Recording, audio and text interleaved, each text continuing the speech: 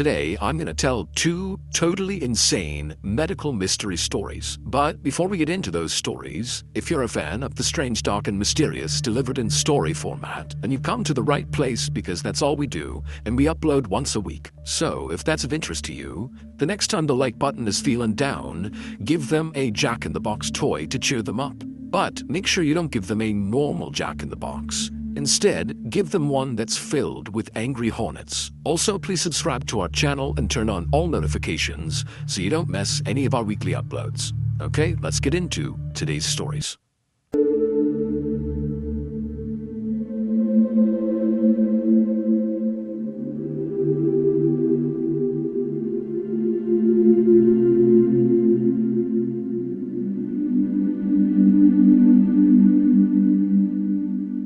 On November 2nd, 1848, a German doctor named Karl Heinrich August von Bureau was just opening up his private medical practice in East Prussia when a teenage boy burst in through the doors looking totally frantic. Before the doctor could ask any questions, the teenager blurted out that another boy in town needed his help right now. When the doctor asked, what does the boy need, the teenager would say, well, the boy is honking like a goose. For a second, Dr. von Bureau thought this might be a joke, but then he saw the look on the teenager's face and he could tell he was very upset and very serious. So the doctor grabbed his bag and he ran outside with the teenager and they hailed a horse and carriage and they told the driver to hurry up.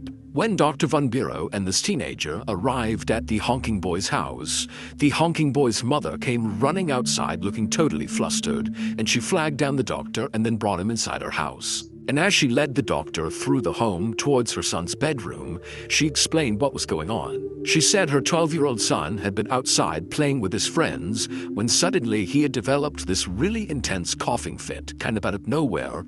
And then finally, when the coughing stopped and the boy tried to breathe in, his throat made this horrible honking sound. And so her boy had come in the house honking with every breath, and so kind of in a panic, the mother had opened up her son's mouth and looked inside, but she hadn't seen anything, and she knew her son was not sick. There were no other symptoms really at all that were concerning about her son. It was just that he was honking. Now, for a while, the mother thought this would just kind of clear up, that maybe it was just kind of some byproduct of coughing really, really hard. But now it had been 18 hours, and the boy was still honking with nearly every breath, which is why she'd finally told the teen to go get the doctor. When the mother let Dr. von Bureau into her son's bedroom and he got a look at the honking boy, he couldn't believe how terrible the boy looked.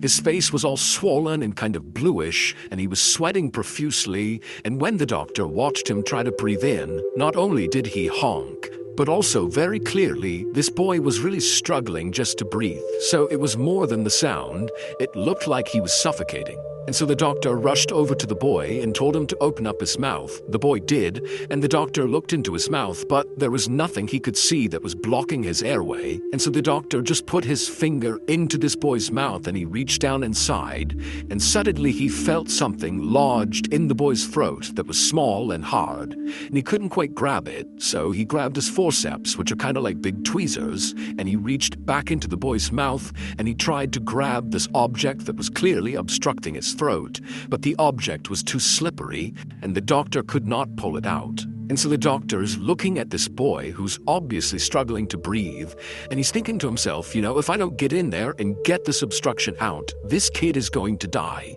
And so the doctor made a decision right then and there to perform an emergency tracheotomy, which is a surgery where you basically cut a hole in someone's neck in order to create a hole in their throat to let air go in. But in this case, the doctor was just opening up his throat to try to get to this object. And so the doctor pulled out his scalpel and he performed the tracheotomy on this boy.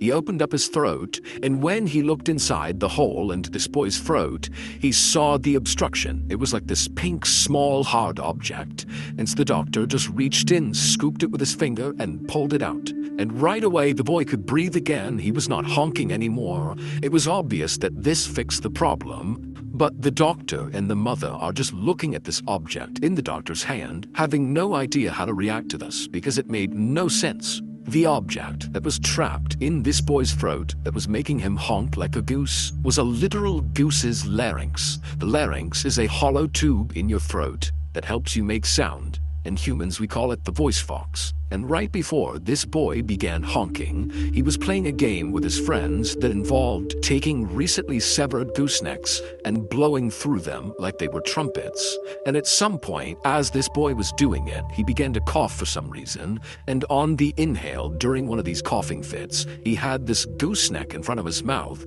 and so when he inhaled suddenly, he inhaled the goose larynx. And so that was why he sounded like a goose. He literally had a goose's voice box in his throat. Luckily, the honking boy would make a full recovery.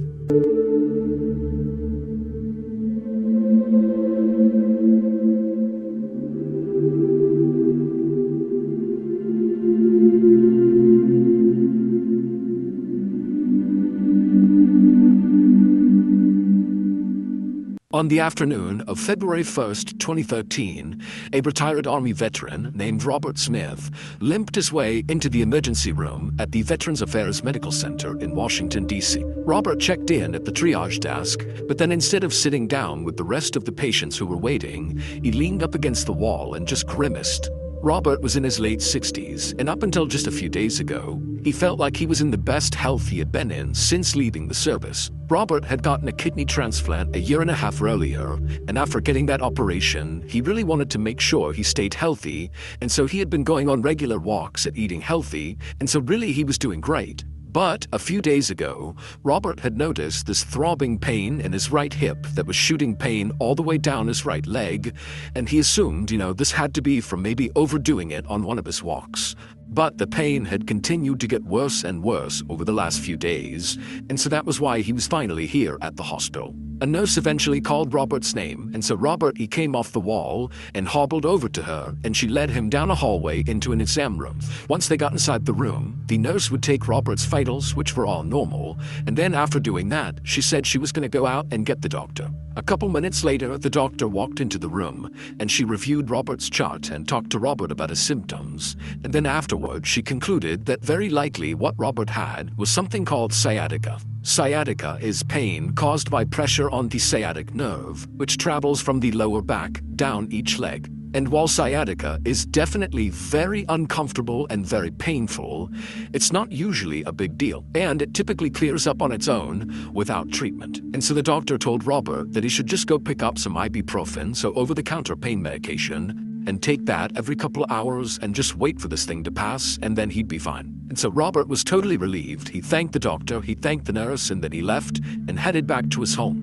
But despite doing what the doctor said and taking pain meds and just kind of taking it easy, the pain in Robert's leg did not go away. And then on the morning of February 4th, so 3 days after Robert's trip to the ER, he woke up and not only was his right hip and leg still sore, but now when he tried to stand up, he couldn't put any weight on his right leg. It just felt too weak and it was kind of tingly. Something just felt off about it. And also, Robert felt very nauseous.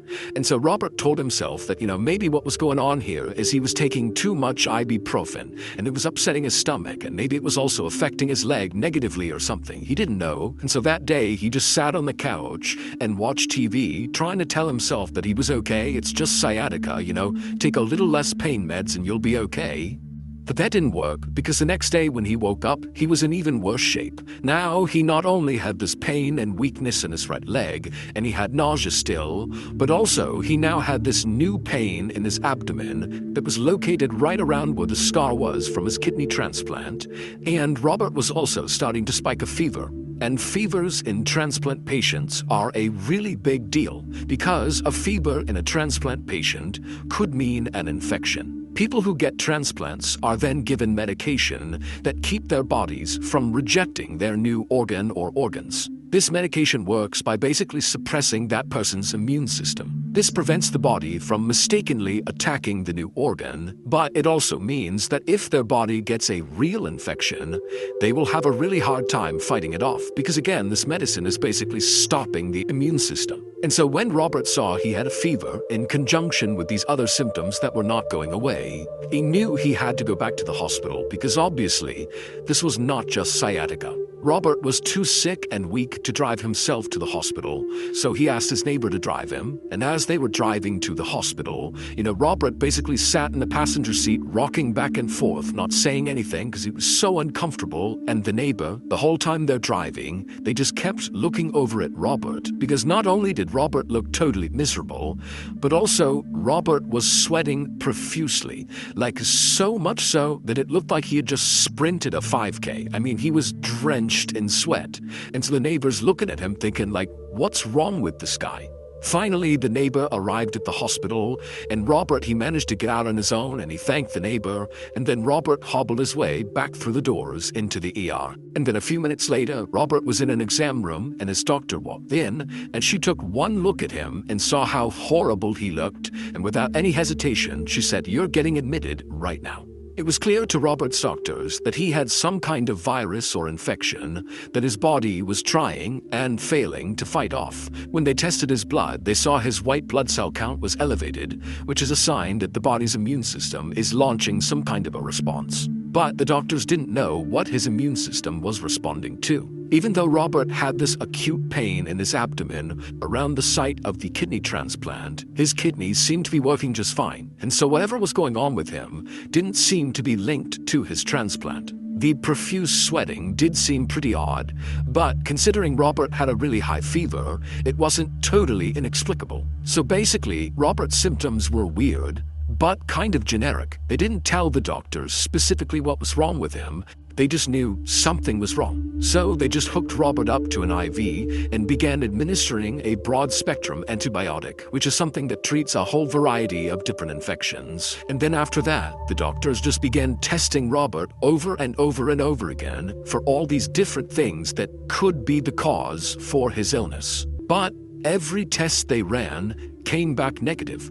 And at the same time, over the couple of weeks that they ran all these tests, Robert just kept getting sicker and sicker and sicker. His fever wasn't going away, he was still sweating profusely, his blood pressure was all over the map, and he had even begun drooling almost uncontrollably to the point where he didn't even speak because he was so embarrassed about it. But to the doctors, the scariest symptom that Robert was now showing 2 weeks into staying at the hospital was he was starting to act really confused, like he didn't know where he was, he didn't know why he was there. And so that told the doctors that, whatever his body was fighting, it had made its way up into his brain. And so the doctors knew, Robert did not have much time left, but they had tried every test they could think of, and Robert had tested negative for all of them. And so, as kind of like a Hail Mary, because they had nothing to lose, the medical staff decided to just start testing Robert for basically completely random diseases that he almost certainly did not have. But basically, if any of these illnesses had a symptom that Robert had, they would test him for it. And all these tests came back negative, except for one. On February 22nd, so 17 days after Robert had been admitted to the hospital, this test came back positive, and when the doctors saw what he was testing positive for, they immediately assumed this has to be a mistake. There is no way he has that. However, the only way to truly confirm that diagnosis was to literally cut into Robert's brain, which would kill him. And so obviously they were not going to do that. So the doctors basically just had to take this diagnosis at face value, and they tried giving various medications to Robert, but it was obvious none of them were working, and so the doctors felt like there wasn't much they could do, and they just began focusing instead on keeping Robert comfortable. And then finally, on February 27th, so 22 days into Robert's stay at the hospital, he would die from this mystery illness. During Robert's autopsy, the medical examiner was able to perform that test that doctors could not perform on him when he was alive, and that was to cut into his brain. And when the doctor cut into his brain, he saw very clearly, without a shadow of a doubt, that yes, Robert really was positive for that very, very rare virus, and it absolutely is the thing that killed him. But this was not the end of the case, because the virus that killed Robert was not just rare, it was also highly contagious, which meant the doctors needed to figure out how Robert got this virus to protect other people from getting it too. But the staff at this hospital knew they were not equipped to lead this investigation, and so they handed the case over to the Centers for Disease Control, or the CDC, which is the world's leading disease tracking agency. Investigators for the CDC began looking into Robert's case a couple of days later. They sifted through the days and the weeks leading up to Robert's hospitalization in an effort to try to retrace Robert's footsteps to figure out what made him sick. Now, they didn't have any leads. The only thing they agreed on was that very likely, even though Robert had that pain around his scar where the transplant was, that very likely the transplant did not have to do with whatever killed him, because Robert's kidney had been working fine, and his transplant had happened 17 months earlier, and typically complications from transplants will happen much sooner, and so they basically had ruled the transplant out as being the cause. But one of the CDC investigators decided to look into the transplant file anyways, just to see if maybe something got missed, or if maybe there was some detail about the donor that was relevant to what happened to Robert. And so this investigator got the file and began going through it. Robert's donor's name was William Edward Small, and at the time of his death, he was 20 years old and serving in the Air Force. Now, none of that stood out to the CDC investigator. But William's cause of death definitely did.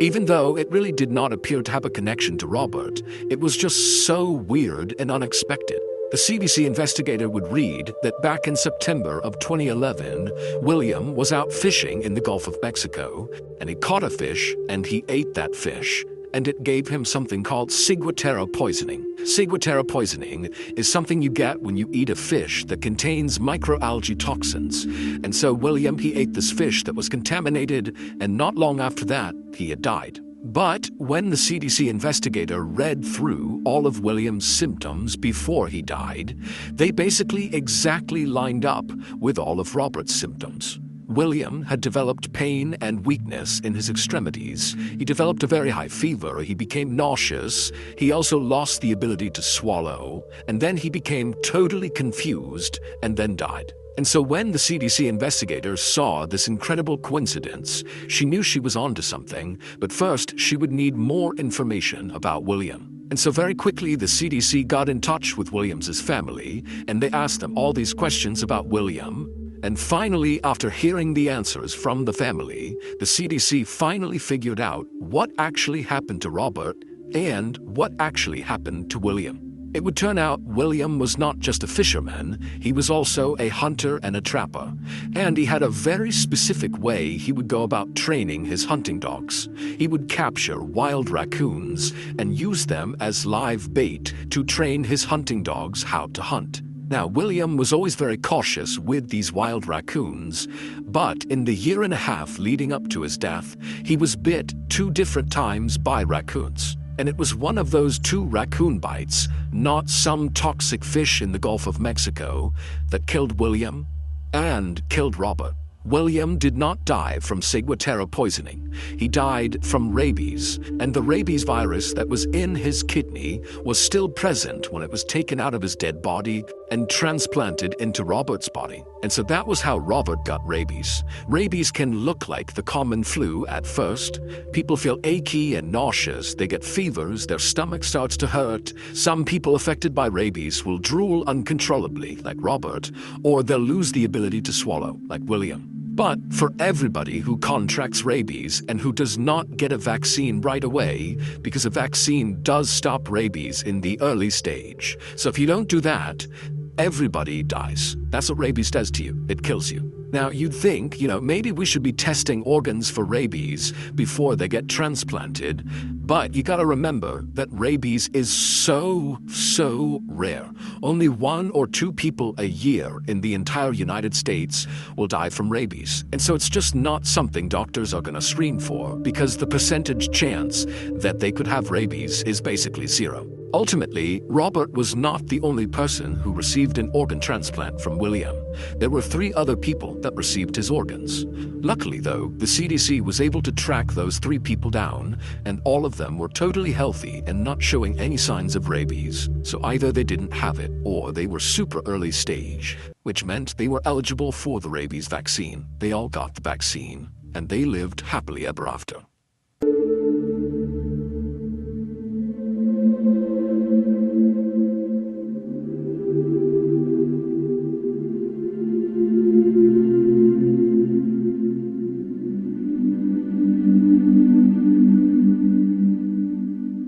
As the last word fades into silence, the darkness seems to linger a little longer. You look around, but everything seems normal. Or is it? The chill on the air remains, creeping into the corners of your mind, whispering a warning. What if the story isn't truly over? What if the shadows are waiting for you to turn off the lights, to close your eyes, and then they'll reach out to you? Remember, some stories are not just meant to be heard, they come for you.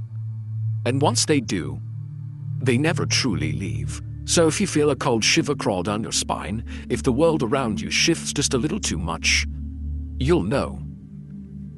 The story is still here, watching, waiting. Thank you for staying with us tonight. If you're brave enough, come back again. And until then, be cautious, because some things in the dark should never be left alone. Don't forget to subscribe and turn on notifications. You never know when the next story will find you. Good night.